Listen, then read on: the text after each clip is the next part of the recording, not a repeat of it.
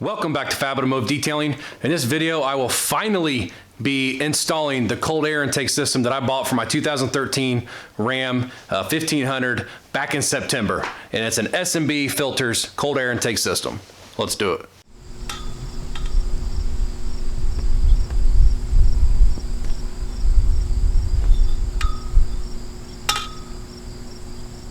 All right, so let me show you guys what came in the box. Now I have opened the box to make sure everything was here because I didn't know when I was going to get to install it because we were moving. So I wanted to make sure everything was there so that I didn't wait past the return time on Amazon and then find out there wasn't something there. So we have the snorkel or the air intake tube itself. We have the actual box, and then inside the box is the filter, and it's still wrapped right there. The red filter, pre-oiled filter. It has right here is going to be the plastic cover, the plexiglass cover. You can see the filter. It's got hardware, clamps, bolts, instructions, a gasket. This is a plug, I guess is what you call it, for the bottom of the intake. If you don't want to install it, they actually recommend leaving it off. When I install it, I'll see. They said if you're going to be running a lot of hot weather to make sure it's installed, but we'll see. And then we got the new breather tube that's going to go across the engine from the oil filler housing over to the air intake, and then the throttle body, sleeve, whatever you want to call that, and this is going to be the gasket for the side of the air intake.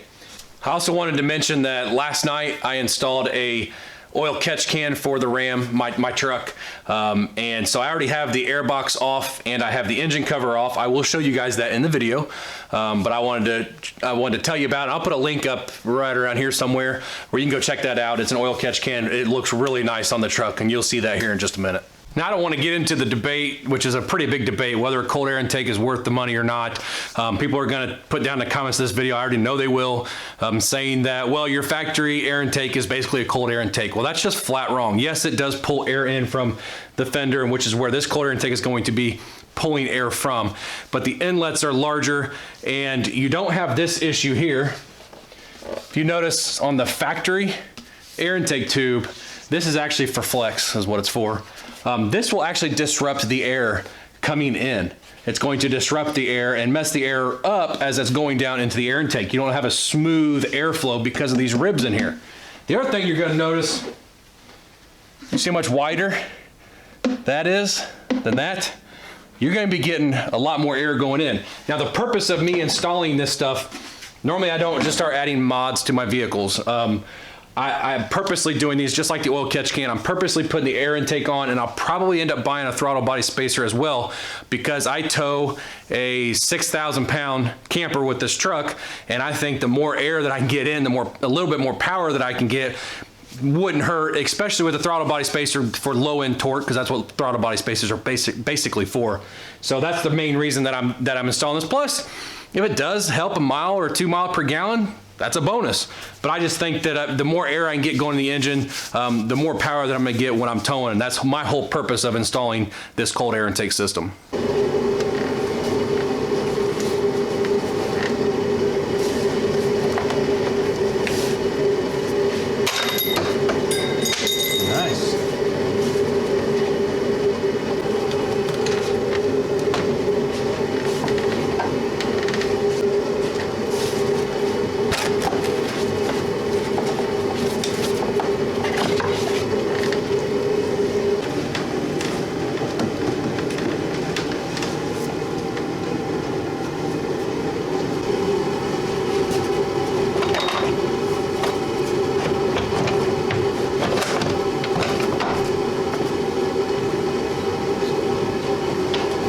Okay, so when you get to here, you're gonna have bolts here and right here.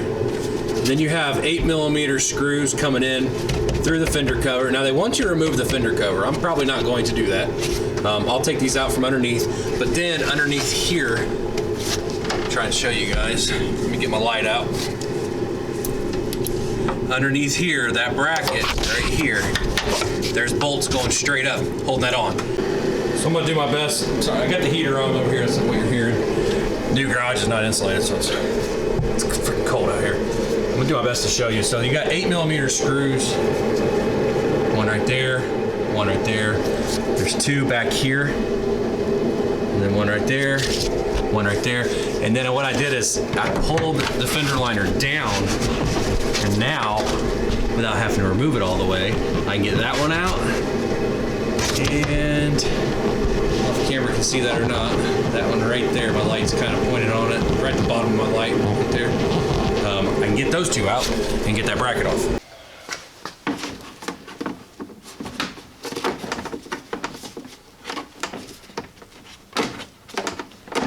And this is just for the seal for the air tube, the snorkel.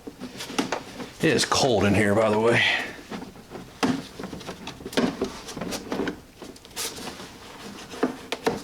Okay, just like that. We'll grease that up before we put the tube in.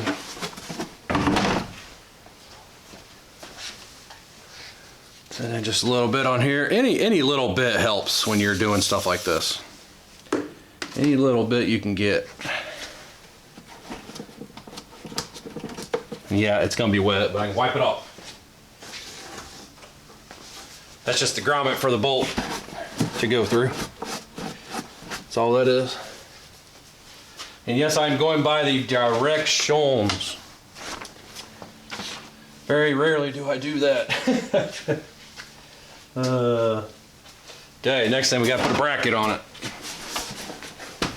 We already got it dirty. Gotta put a bracket right here.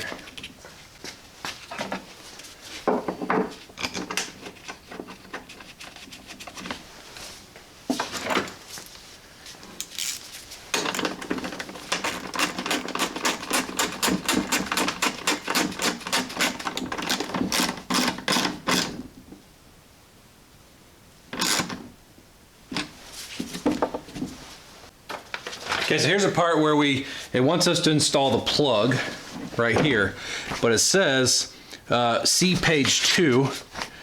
So it says airbox plug testing. Stock airboxes are significant contributor to poor airflow, which is why S&B designs custom airboxes with secondary and or enlarged openings.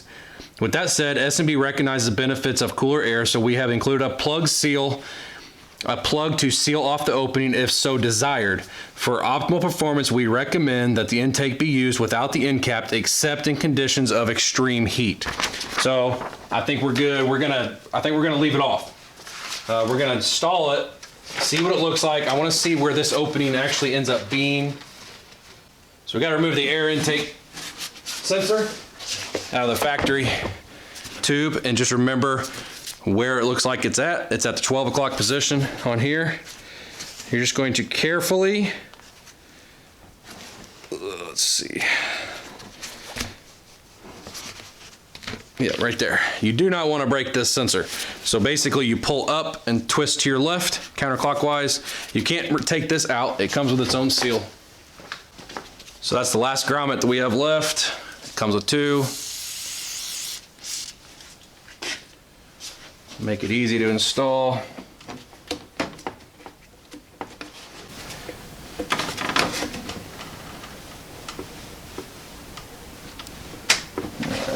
So right about like that. You can see that tab right there, about 12 o'clock position. I just kind of had a little bit of a hard time getting in there.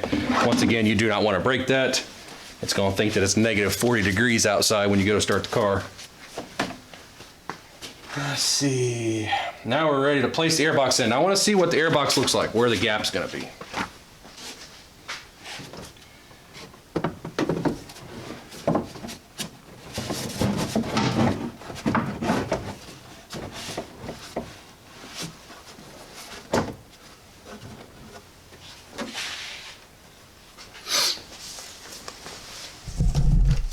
Okay, so here's where the gap is going to be. Let me see if I can show you. Right here, oops, right there is where the gap's going to be. The box is going to kind of block, because I worry about heat coming off the engine going into there, but I think that where that gap is going to be, it'll probably be okay. It's going to be pretty much closed off anyways. Only cold air be coming in from down here, but I would think that any little bit of extra air would help. So we're going to leave it off, just like they recommend. If they recommend it, that's what we're going to do. It doesn't get extremely hot here in Indiana. I guess the only time I'd have to worry about it getting too hot would be when I'm towing, and I guess brake heat coming up is the only time I'd have to worry about it getting too hot. But you know, that we don't tow once a month, right around there, so I think we'll go with it. I can always add the plug later on, take a couple screws out, lay it over, put the plug in. Okay, install M8 screw and washer. Okay, so I'm gonna install the washer to the bottom. I'm not gonna show you the screw and washer. It's on the bottom. I'm gonna do that really quick. Okay, so I got the bottom screw in, bolt, whatever. Now the next screw, bolt, I keep saying screw, is going to go right here. And it tells you to reuse one of the original bolts for that, which should be one of these guys right here. I missed my power tools that I have at work. I normally have here, but my compressor's not hooked up yet, so I don't have 240 out here yet. I will eventually. So the next step is we want to install our coupler, and you're gonna have 2 hose clamps right here. You're just gonna go right over your throttle body. That's when it's going to join the throttle body to the air intake. Put 1 clamp on. Make sure you can put it where you can get to it. Then you're gonna have a second clamp. We'll just lay it in there because the sockets or the tube's not in yet. And then this here is the tube that's going to replace the factory one that I took off at the beginning of the video. Let me take this sticker off here.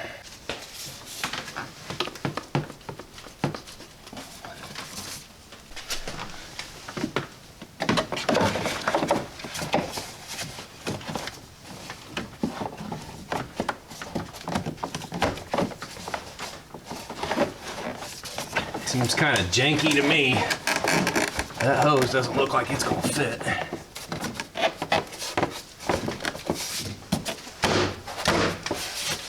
There we go. I don't really care for that, to be honest with you, but yeah, that's just a humongous opening. We're gonna put this down in. My hands aren't dirty, so at least they don't seem like they would be. It's a tight fit. Whew. Okay, put the filter on.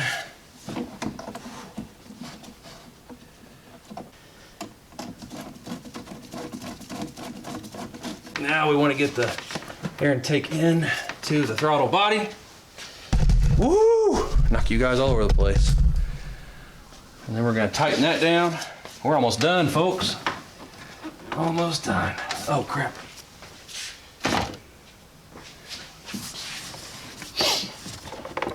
We were almost done. Dadgummit. Dadgummit. Okay, that hose they sent me is way too long. So I'm gonna have to cut that down.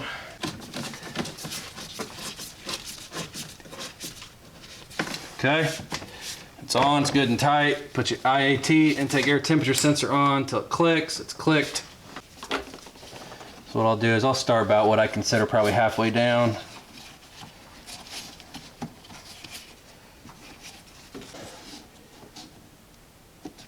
There we go.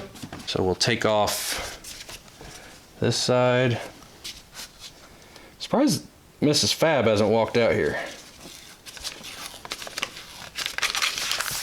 Because it's after 8 on a school night and the kids go to bed at 9. But she knew how badly I wanted to get this done.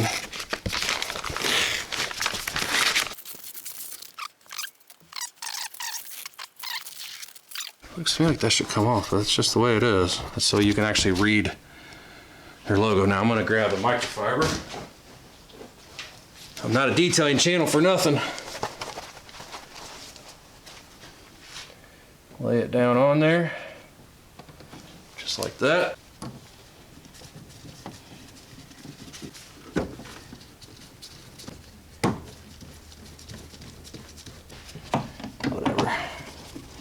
Okay, so what I'll do, don't want to go too tight.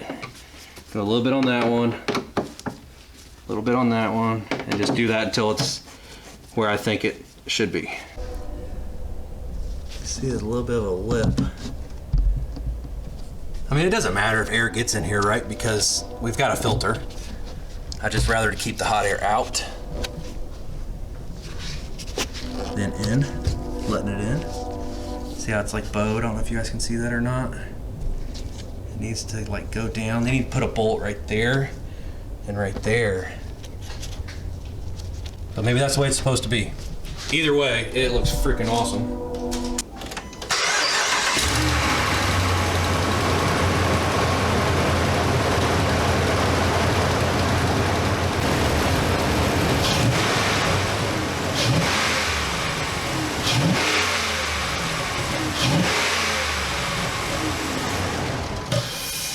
All right, you guys, all in all, I am very pleased with this cold air intake, how the install went. One thing I forgot to mention earlier in the video, it did come with 3 little plastic Christmas trees. I don't know if you guys can see that or not. That's what we call them, it's Christmas trees. For the inner fender liner, if you decide to remove it and you try to take these clips out, most likely they're gonna break, so they give you replacements, so that's pretty cool. I'm really pleased with the way it looks, the aesthetics of it. I just hope it performs. We're gonna find out if it improves my gas mileage at all, if it seems like it changes anything when towing. You know, just all in all, if there's noisy, that's the thing for me. And I want to find all that out, and I will make an update video eventually. I decided to not do it in this video because I don't want this video to be crazy long. But other than the hose down here and this top looking like it's a little bit warped, I'm happy other than that. And that stuff, that's not really that big of a deal anyways. Other than that, it looks great, and it didn't really sound much different other than I did have April come out and start it and rev it up for me. And when she would let off the rev, it made a different noise than what I would normally hear out of the stock air filters. We're just gonna find out. I'll drive it to work tomorrow, find out if it's noisy or anything like that. But I really love the looks of it. Now when you open the hood, it looks really nice inside here, but the looks are not what I'm going for. I'm going for hopefully a little bit of an increase in performance. I spent right around $300 for this on Amazon. There are cheaper ones out there. You can get them for about $90 to $100. This one had the absolute best reviews on Amazon for the Ram trucks, and I always review everything before I buy. And once I saw the reviews on it, I went ahead and pulled the trigger because I always wanted one from other truck. So I put it on this one, and I'm really, really happy with it. And I hope you guys enjoyed the video. Hopefully the video wasn't too long or too boring for you. If you did, give me a thumbs up, hit that subscribe button while you're down there, ring that little bell so the next time I upload a video, you get notified, and we will see you in the next video.